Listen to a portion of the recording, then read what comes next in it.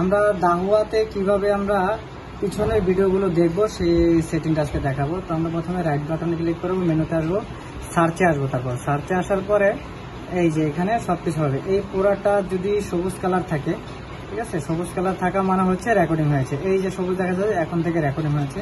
আমরা এখানে ক্লিক করব, এখানে ক্লিক করার পর এই যে রেকর্ডিং আসছে। আর এইখানে 22-এ দেখা যাচ্ছে একটা টিক চিহ্নের মতন একটা ফোঁটা আছে। যদি আগামীকালকে দেখি তবে এখানে ফোঁটা হয়ে যাবে, একটা একটা করে বাড়বে, ঠিক আছে।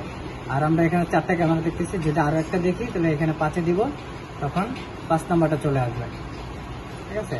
আর এখানে সব করে দিলে সব করে চলে আসবে,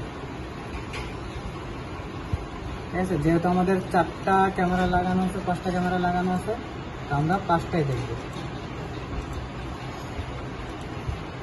ঠিক আছে। এই হচ্ছে আমাদের রেগুলার।